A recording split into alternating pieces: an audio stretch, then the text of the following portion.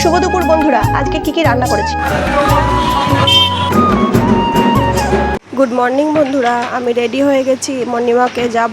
এখন বাজছে পুরো কাটায় 6টা। আমরা উঠেছি 5:30টার সময়, যাতে তাড়াতাড়ি হয়ে যায়।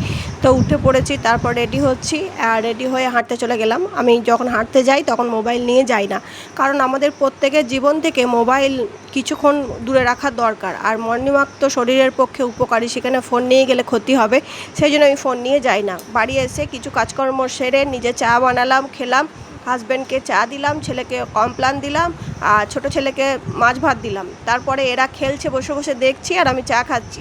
তো এই নিয়ে চলছে আমাদের মানে ঘরকন্না। তারপরে এই যে আরেকজন এসেছে দাঁড়িয়ে আছে, ও খাবে, ও একেও খেতে দেবো, এ তখন ছিল না। তারপরে বসে বসে মান্তা মান্তা ও মান্তা, চোখ দুটো টানা টানা, থর দুটো লাল। ওই যে বাবলে বাবলে, তুমি আমার শোনা বাবা। হ্যাঁ, ও ক্যামেরার দিকে মুখ করবে না, ও ক্যামেরা চেনে, ও জন্ম থেকে দেখছে, খুব চালু। ও শোনা বাবা, বেশ তুই আমার বাবা নাই তো? হ্যাঁ, রাত্রেবেলা দাদার কাছে এসিতে ঘুমাও? তুমি তুমি এসিতে ঘুমাও? চোখ দেখেছ? ও সব থেকে সুন্দর হলো চোখ, চুমকুলু চুমকুলু, বাবলে বাবলে।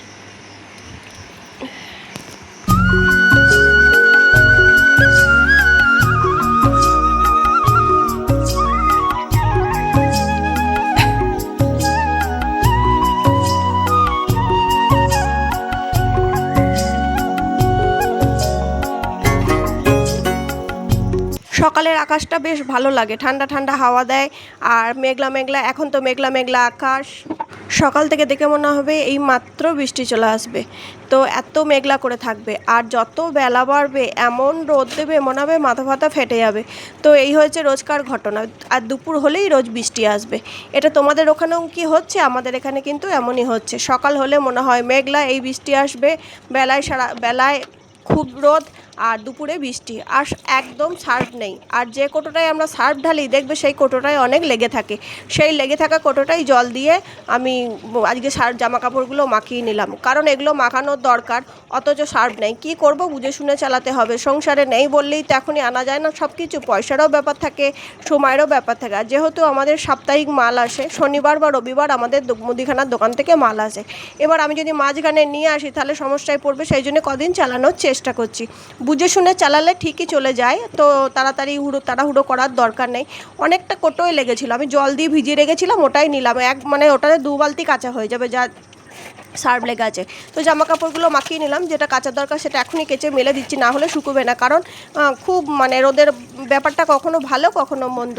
তো ওইগুলো করে নিলাম, হাত পা ধুয়ে নিলাম, মাখিয়ে রেখে দিয়ে গেলাম। জামা কাপড়গুলো বড়ে বেলায় কাজ পড়ে, এগুলো ছোটো জিনিসগুলো কেচে নিলাম, মেলে দিয়ে গেলাম, না হলে সারাদিনেও এগুলো আর শুকোবে না। তো একটা জলটা নষ্ট করব না, একটা গাছে দেবো বলে নিয়ে গেলাম। রান্নাঘরে চলে এসেছি, উচ্ছে দিয়ে আলু দিয়ে আর পেঁয়াজ দিয়ে ভাজা হয়ে গেছে। এদিকে কলমির শাকটা কেটে রেখেছিলাম, ভালো করে ধুয়ে নিলাম। বর্ষার শাক খুব সুন্দর করে ধুতে হবে, অনেকক্ষণ জলে ভিজিয়ে রাখতে হবে, যদি কোনো জীবাণু থাকে তাহলে নষ্ট হয়ে যাবে। তো সেই জন্য আমি অনেকক্ষণ জলে ভিজিয়ে রেখেছিলাম, অনেকটা জলে। তো সেই শাকটা এনেছিল কদিন আগে, তো আজকে করে নিলাম, নষ্ট হয়ে যাবে, শুকিয়ে গেছিলো, আর কিছু হয়নি। তো শাক ভাজা, উচ্ছে দিয়ে আলু দিয়ে ভাজা, রান্না বান্না করতে শুরু করলে একটার পর একটা করা শুরু হয়ে যায়। তো চলে এসেছি ঘরে এসে দেখছি কটা বাজছে, 10টা 15। হাজব্যান্ড খেয়ে বেরোলো, কাজে গেল। আজকে আমার শাশুড়ি মায়ের ঘরের নিচের ঘরে খাট আসবে, ব্যাংক থেকে টাকা তুলতে হবে, তারপর শাশুড়ি মাকে নিয়ে যেতে হবে ব্যাংকে, তারপরে আমার লিওর বিছানা আসবে। আমার শাশুড়ি মায়ের বিছানা আসবে, আমার লিওর বিছানা আসবে, আর আমরা ও হইলে হলো, না হলো না হলো, কিছুই না। তো যাই হোক, নিচের ঘরে খাটটা এলে নিচের ঘরটা ভালো লাগবে দেখতে। আর আমরা বসে গেছি ম্যাগি নিয়ে, আমার হাজব্যান্ড খেয়ে চলে গেছে, ভাত ডাল শাক ভাজা পটল দিয়ে আলু দিয়ে চচ্চড়ি খেয়ে চলে গেছে। এবার আমি ম্যাগিটা খাবো, রান্নাঘরটা পরিষ্কার করব, রান্নাঘরটা পরিষ্কার করে ওই বাথরুমের সামনে পাপোছগুলো আছে ধুয়ে ছাদে মেলে দিয়ে আসবো। আর ছাদে জামা কাপড়গুলো মেলে দেবো ঠিক করে, নেড়ে চেড়ে দেবো, একবার দিয়েছি আবার নেড়ে চেড়ে দেবো, দিয়ে চান করতে যাব। চান করে এসে চিকেনটা করব। চিকেনের মশলা করে তারপরে ধুয়ে আলু কেটে সব রেডি করে রেখে দিয়েছি, দিয়ে চিকেনটা বসিয়ে দেবো। যে ম্যাগি আমার আর ছেলের।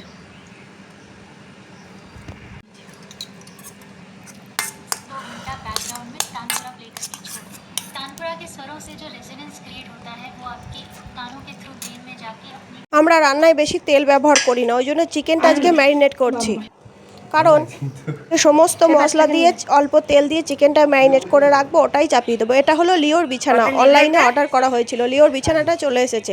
ও মানে আমাদের বিছানায় শোয়, তো ওভাবে ওর একটা নিজের বিছানা হলে ভালো হয়, একটু গদি গদি খোঁজে, জামা কাপড় রেখে দিলে তার ওপর শুয়ে পড়ে, বালিশের ওপর শুয়ে পড়ে। এই জন্য ওর জন্য একটা ওর আঙ্কেল বিছানা অর্ডার দিয়েছিল। তো চলে এসেছে। প্রথমে তো শুতেই চাইছিল না, পরে আবার ওখানে শুয়েছিল, তো একটু সময় লাগে। তো চলে এসেছি রান্নাঘরে। চিরদিন আঁধারে কেটে গেল এ জীবন, কেউ কখনো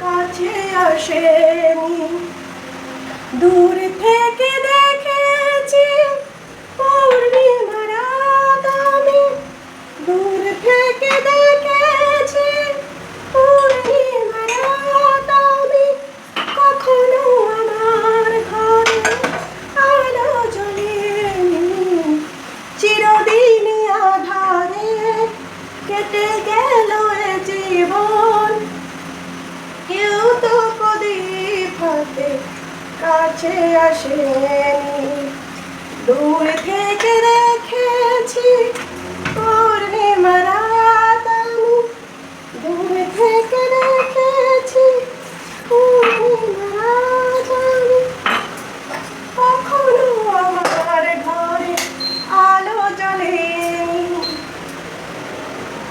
আদা রসুন নুন হলুদ তেল মশলা সব দিয়ে ম্যারিনেট করে রেখেছিলাম। 1-1.5 ঘন্টা পর একবারে চাপিয়ে দিলাম। চিকেনটা চাপিয়ে দিলাম, অনেকটাই বেলা হয়ে গেছে, 12:30 বেজে গেছে, না হলে চিকেনটা আবার রেডি হবে না, খেতে পারবে না ছেলেটা। তো 1:30টার মধ্যে আমরা যেহেতু ভাত খাই, সেহেতু খাওয়ার জন্য তাড়াতাড়ি শুরু হয়ে যায়। তো আজকে অনেক কিছুই রান্না করেছি, উচ্ছে ভাজা, ডাল, আর পটল দিয়ে আলু দিয়ে চচ্চড়ি, চিকেন, শাক ভাজা। প্রত্যেক দিন এই টাইমে একবার মেঘ করে আসে আর ঝমঝম ঝমঝম করে জল আসে, আবার একটুখানি পরে এই 2:30-3টে এরকম সময় আবার ও দুটো যাবে, এক্ষুনি বৃষ্টি আসবে ঝেপে, রোজকার ঘটনা। চলে এসছে কালো মেঘ। আর আমার গন্ধরাজ লেবুটা বড় হয়ে গেছে, দেখো এ পেকেও গেছে, এটাকে পাড়া যাবে এবার, হলুদ হয়ে গেছে। জামা কাপড়গুলো তুলে এখানে দিয়ে দেওয়া হলো, আর যেগুলো শুকিয়ে গেছে সেগুলো নিয়ে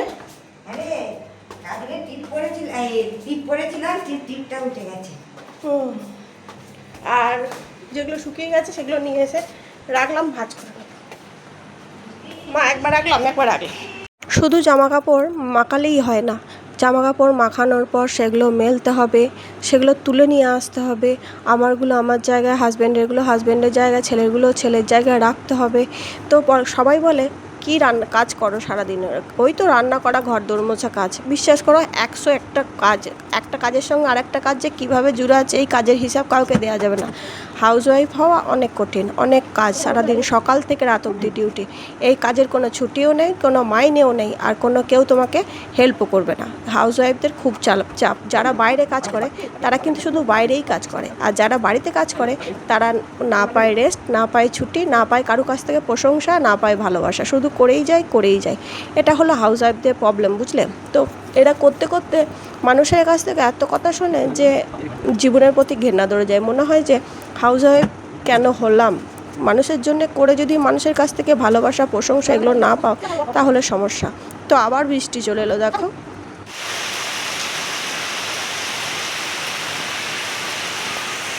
आ गया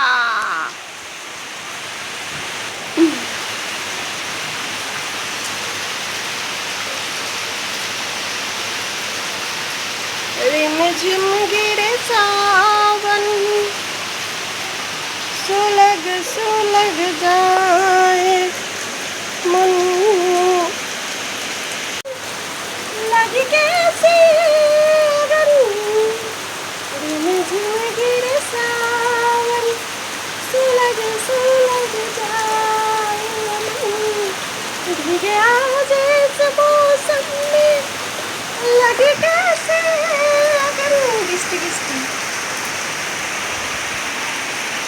টপ বানাচ্ছি টপ ঘরে রং করার পর এই কোটোগুলো বেরিয়েছে ঠিক আছে এই কোটোগুলোকে আমি টপ বানাচ্ছি এই দেখো সব রং করেছি কালার করেছি এগুলো আবার কালার করছি সব টপ হচ্ছে শুভ দুপুর বন্ধুরা আজকে কি কি রান্না করেছি উচ্ছে ভাজা কলমির শাক ভাজা ডাল পটল দিয়ে আলু দিয়ে একটা শুকনো শুকনো চচ্চড়ি আর চিকেন কষা আর এগ কারি তো একটা আমার বেশি পছন্দের তো চলো খাই আমরা সেজে গুজে রেডি আজকে দশমী মায়ের বিদায় বেলা মাকে একবার দর্শন করব মা চলে যাবে মাকে বার করবে আর চলে আসবো কারণ আমাদের এখানে অনেক ঘোড়ায় তারপরে অনেক নিয়মকানুন আছে সেগুলো করে পালকি নিয়ে আসে তারপরে অনেক ওই সেই কী বলে ওগুলো সে রাজাদের মতন করে নিয়ে যায় অনেক নিয়ম আছে অনেক রাত পর্যন্ত ওগুলো হয় তো তোমাদেরকে আমি দেখাতে পারবো কি না জানি না যদি পারি তাহলে নিশ্চয়ই শেয়ার করবো আর চলো সঙ্গে থাকো আমরা যা যা দেখবো তোমাদের তাই তাই শেয়ার করবো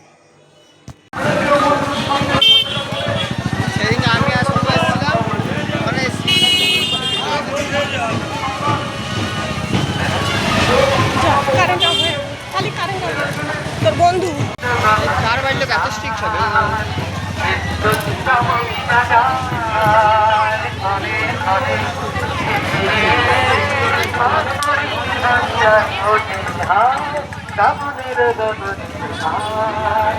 বলুন বলুন ভালো পুতুল হবে ভালো পুতুল হবে